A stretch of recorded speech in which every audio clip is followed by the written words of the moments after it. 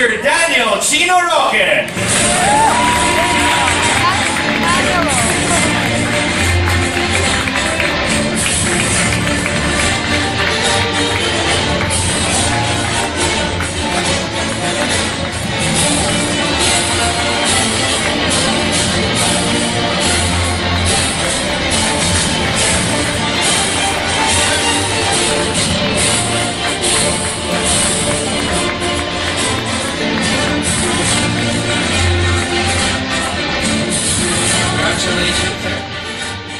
Alright, Mr. Daniel Chino Roque! Palapakan naman dyan.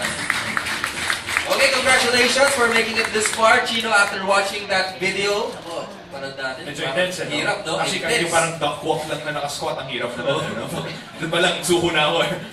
Yan, alam natin kung gaano karaming exercise kinain nila. Really seemed like space training missions at space camp were built to test determination and skill of our Filipino astronauts.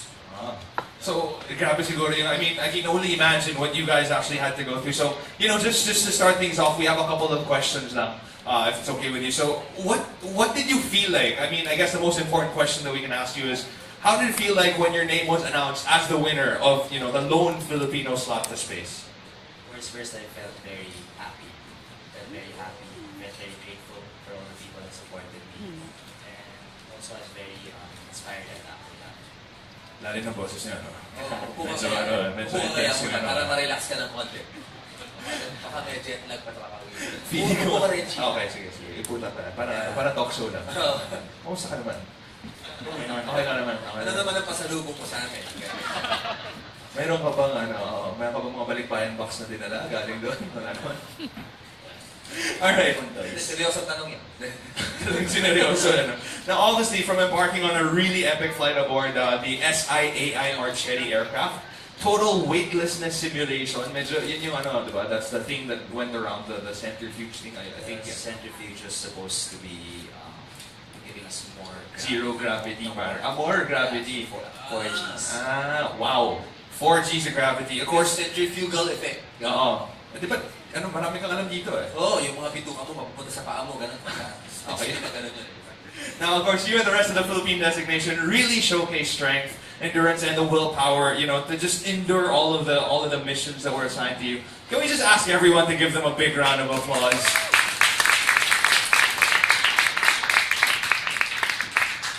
Okay, so I guess we can invite our Axe brand manager, Mr. Gemla Fortesa, to join us here.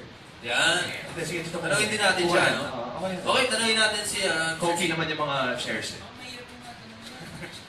Ito, medyo casual questions naman. No?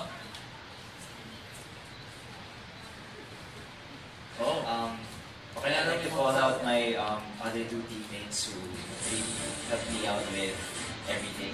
They really encouraged me in all of our obstacles there in space camp. Evan, Tatuin, and Rafael Santos. Alright, there they are. Hello, boys. Kaya na lang yung umupo.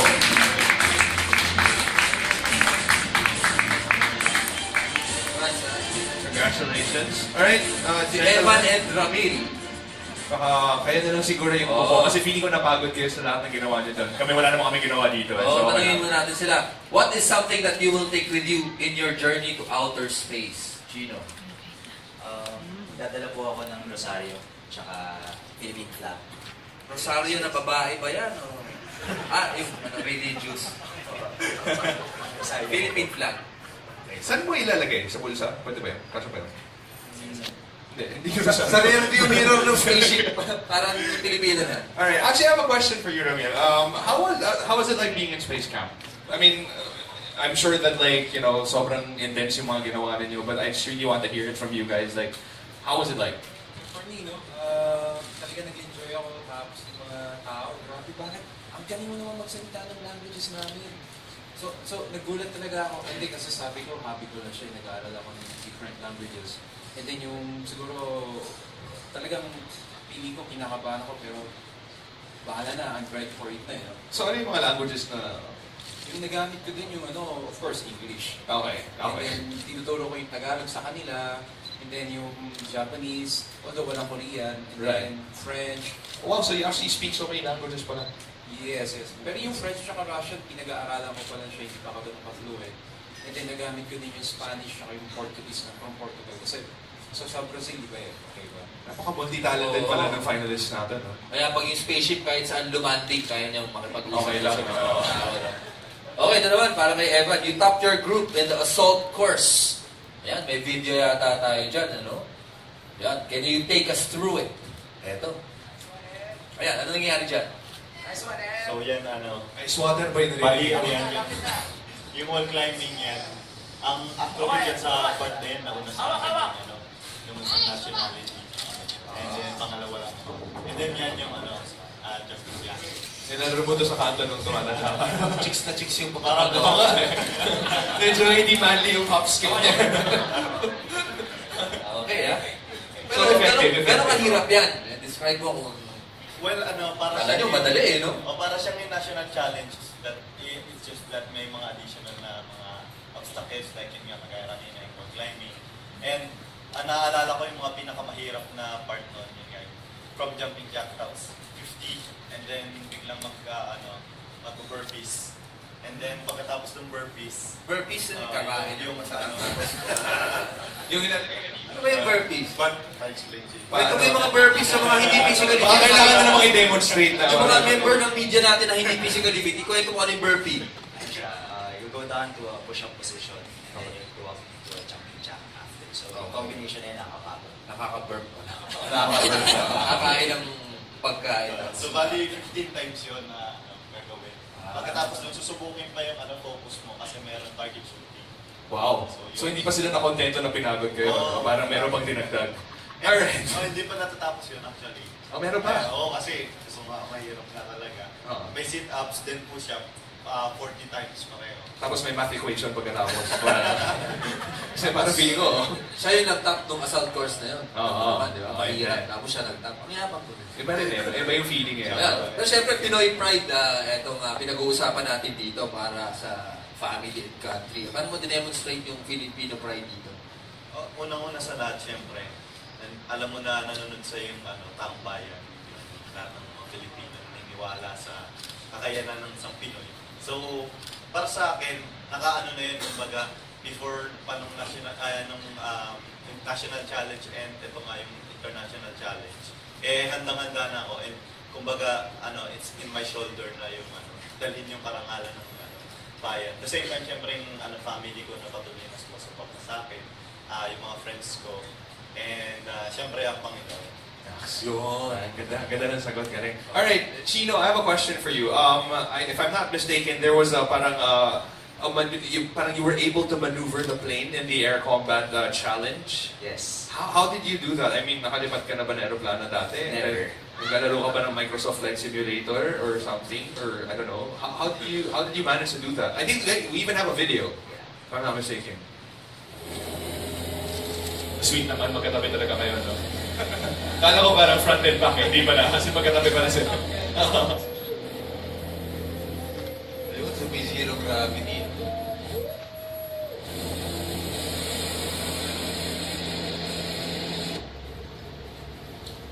So ikaw yung nag-land ng plane?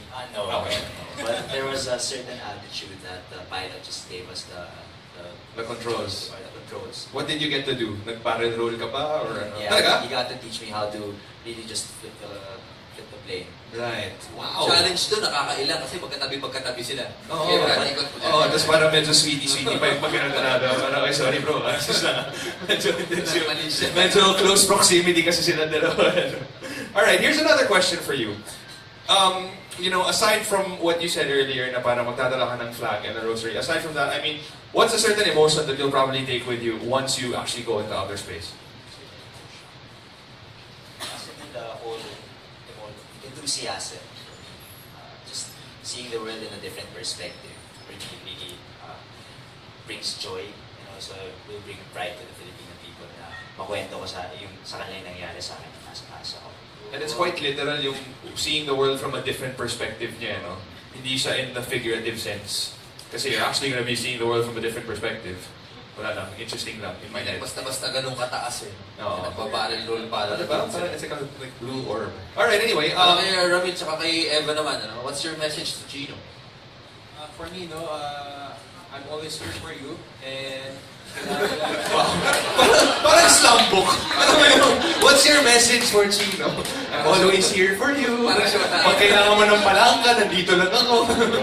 hindi, para kailangan mo ng galing ko sa pag-communicate na dito ko. Tapos, kailangan mo ng kuya. Siyempre, eto ako nandito. Sweet naman.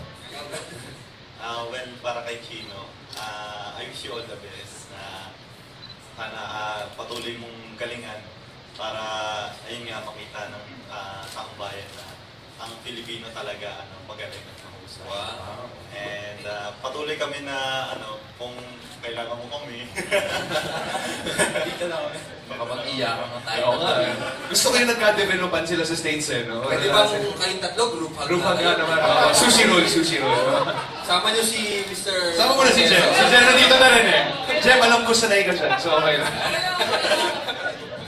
O, dali group hug na yan. There you go.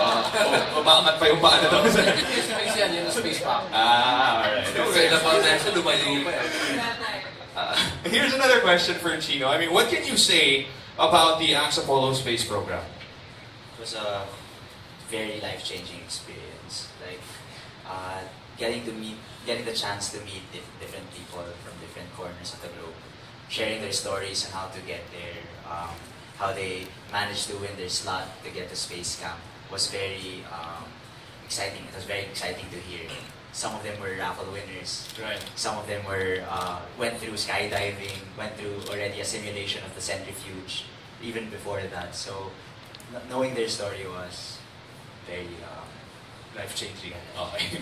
Alright, so we have a question for Jem naman, since you're already here. What do you think gave Chino the edge when sa space camp? I mean, why do you think he ended up winning it? Well, so I did get to go to space camp, but I did get reports every now and then about how the boys were doing compared to other participants, and I just like to tell you guys some stories about Chino, and I think from there you'll kind of know why he was chosen. So Chino, correct me if I'm wrong, I received reports that 2 hours or 3 hours before call time, you would be up and you would be warming up. And and I also received reports that you were bunked with a guy from the US, Yes. who was kind of having a bit of trouble with the challenges. And I heard that Chino helped this guy out, and and all of this was just seen by everyone. And I think we also saw from some of the videos earlier. I don't know kung napansin niyo guys, but as soon as Chino's name was called, the first thing he did was grab Romeo and Evan onto the stage with him with the Philippine flag, and I think that's really something. So really instinctive when Chino is being selfless and really thinking of others, and apart from being competitive and like CrossFit Manila fit. So kung may award na Mr. Congeniality doon, panalo na to. So I guess hindi lang kasi yan physical. Okay. Upo kaya kayo, guys. Okay. Okay, yung mga next questions natin, we have gathered questions from the members of the press. And eto, simulan na natin, no? For Chino, how will you prepare for the actual space flight? Preparation will be the same. I still follow the same training regimen that I do even before I started with the whole with preparing for the space camp. So Right. it's all CrossFit. More of things that I learned in the space camp. More on studying about circuitry, chemistry, physics. So basically all the subjects that I failed when I was in high school. Parang ganun. Okay. That's good to know. Here's another question actually. For Jem naman this time around. I know that you heard reports about like how the Philippines was actually faring against the other countries also. So can you just give us a little bit more insight about that? Well, I think what's different sa Philippine team was really the teamwork. These guys really supported each other. I remember I was with them, departure, you guys remember, right? So we took them to the airport, and I think from the time that you guys were training over here and gearing up, you guys really got close, and I think nakikita-kita sa space camp really the teamwork behind Team Philippines and the pride. And I think, you've met a lot of guys over there and I think you've made friends, and that kind of camaraderie is really something different. Here's another one from the members of the press. For Ramil, what was your most memorable experience in the space camp?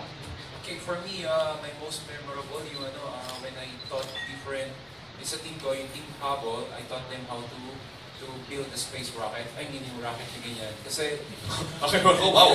Galing naman buong rocket yung binil niya in 1 week, too. yung maliit na, kasi we have an event na yung rocket, na gagawa kami ng rocket, and then talagang yung mga different nationalities were listening to me. Na talaga, okay guys, ganito yung pakpak na gagamitin natin, yung buntot, and then kailangan natin kung makukuha ba natin yung 45 degrees, yun ba yung pinakamabilis, or kailangan ba talaga 0 degrees para dumiretso siya pataas. Although may konting palpa ako ng konti, kasi once umakyat na siya, may konting nag-flip ng konting nag-tilt. Pero sabi ng judge, perfect siya. Pwede mong gamitin yan sa New Year. Paggawa ng quizzes. Diba? At least hindi ka nabibili ng fireworks, diba? Yan na lang. Gawa ka lang ng sarili mo. Ito pa, questions from the media. For Chino, what was your game plan or strategy going to space camp? Well, game plan ko talaga po, tulungan si Evan pati si Ramil na lahat kami pumakit ng tablado, kakasama. Kung pwede lang po. Pero in preparing for it, game plan ko was just to have a warrior mindset. Never give up, never give up attitude. Parang Brian McKnight lang, never give up, never give in. Mga ganun. Seryoso tayo. Medyo seryoso siya. For Mr. Evan, what did you learn from the space camp? Bale, unang-una yung patuloy na paniniwala sa pangarap and yung pakikipag-communicate and pakikipag-teamwork sa iba't ibang nationality other than our team dito sa Philippines. Kasi sa space camp, kagaya nga ng kanina, sinabi ni Rami, meron kami sa kanya-kanya designation ng team. I was designated sa Team Atlantis, which is I had a lot of friends, which is yun nga, nandiyan na yung from USA, which is Jake, from UK, si Friends nga sila. Sobrang close nila. And from Australia, si Will. Bali, yun yung mga kaibigan ko doon. And nakamiss sila. And, pero, siyempre, nandito pa rin tayo sa natin. So, yun nga. Si Ramon yata may gusto sabihin. Dahil ba namimiss mo sila? Nag-FaceTime pa kayo? Mga trauma mo, Baka madulog yung mga... Naiiyak si Australia boy, si British Si UK boy na hindi ko makalimutan yung pangalan. Ka-FaceTime na. Mamaya, hello mo kami sa kanila. Ayun, Siyempre, mga natutunan din nila mga astrophysics, constellations. Heavenly bodies, mga ganun. Kasama yan sa lahat ng natutunan nila. Obviously, that's all part of it.